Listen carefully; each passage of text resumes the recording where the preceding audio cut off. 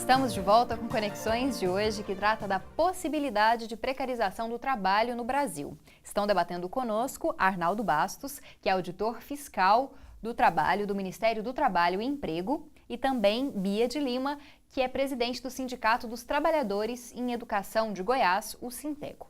Bom, a gente falou um pouco do projeto de lei sobre as terceirizações, agora a gente fala sobre as medidas provisórias também muito polêmicas, 664 e 665, que tentam criar novos critérios de acesso a diversos benefícios, como seguro-desemprego, pensão por morte. Vocês avaliam que essa possibilidade de dificuldade de acesso a benefícios e até mesmo redução de direitos trabalhistas garantidos pela CLT é uma constante que deve estar no nosso futuro? E o porquê dessa dificuldade de acesso nesse momento? Arnaldo, queria que você começasse dessa vez. Eu entendo a necessidade assim, do governo federal de fazer ajustes. Acho até que esses ajustes deveriam ter sido feitos antes, né?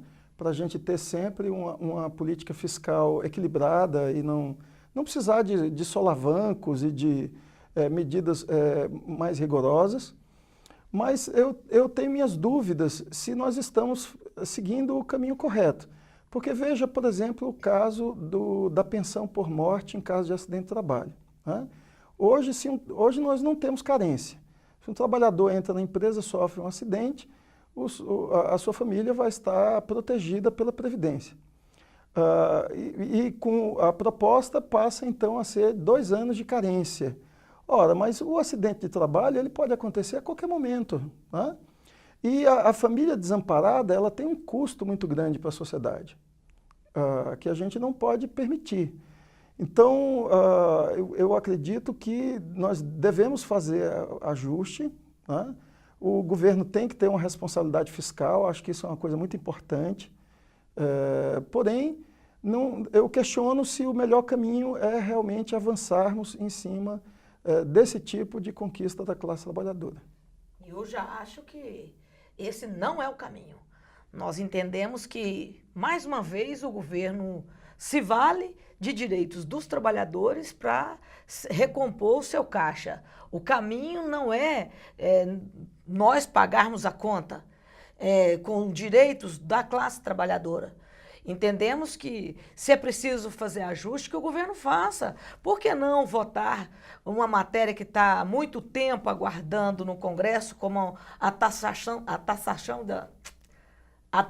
taxar as grandes fortunas, né? E que, no entanto, continua os grandes herdeiros não pagando impostos no Brasil, a remessa de lucros das multinacionais não fazendo a contribuição como deveria, e o governo vendo isso, poderia então resolver o problema de fluxo de caixa por aí, não por quem já não tem. Então nós colocamos uma sobrecarga nas costas dos trabalhadores e todas as vezes, na hora de acertar as contas, de novo chamam-se os trabalhadores para pagar a conta. Entendemos que este não é o caminho. O caminho que nós precisamos é de respeitar os direitos dos trabalhadores. E nesse caso da questão do desemprego, mais ainda, um programa em que dá a quem já está desempregado, uma situação de extrema dificuldade, ainda vamos criar subterfúgio. Aí o governo alega que problema de fiscalização, da ordem de fiscalização. Ora, então, que os fiscais do trabalho façam a fiscalização, mas não que se mude as regras do jogo. Porque nesse caso, ao mudar essas regras, nós da classe trabalhadora voltamos a ser punidos, penitenciados, perdemos os direitos, ou pelo menos dificultamos o acesso a esses direitos. Este não é o melhor caminho e as centrais sindicais, que têm compromisso efetivamente com os trabalhadores, já disseram isso para a presidenta Dilma. Até porque nós vínhamos numa crescente processo de negociação, tanto a questão do auxílio-desemprego, como também o de pensões, também nesses 2 pontos nós já tínhamos avançado significativamente, mas fomos surpreendidos através de medida provisória sem o devido diálogo. Achamos que não é por aí, motivo que nós estamos mobilizando, né, como fizemos agora dia 29 de maio, e vamos fazer em todo o Brasil agora até construirmos uma greve geral no Brasil inteiro. Esse é o caminho das centrais sindicais, porque não vamos continuar pagando essa conta. E esse avanço sobre os direitos dos trabalhadores a diminuição desses direitos de garantias para desempregados, ou para viúvas, ou mesmo aposentadorias. Isso é um cenário que se desenha? Será que eu, por exemplo, ou uma pessoa que começou a contribuição agora, ela vai ter assegurado a sua aposentadoria daqui a 30 anos, por exemplo, Arnaldo? Olha só, o grande problema que nós temos que também equacionar é o problema da eficácia econômica, né? Porque para termos os direitos, nós temos que ter que bancá-los, garanti-los. E eu vejo o Brasil, infelizmente, continua como um país que exporta soja, minério de ferro e proteína mineral, né? Proteína animal, boa parte da nossa pauta de exportações. A gente precisa investir no desenvolvimento dos nossos mercados e da nossa eficiência econômica pela via da educação, da qualificação, da melhoria da produtividade e não por uma superexploração da nossa mão de obra, né?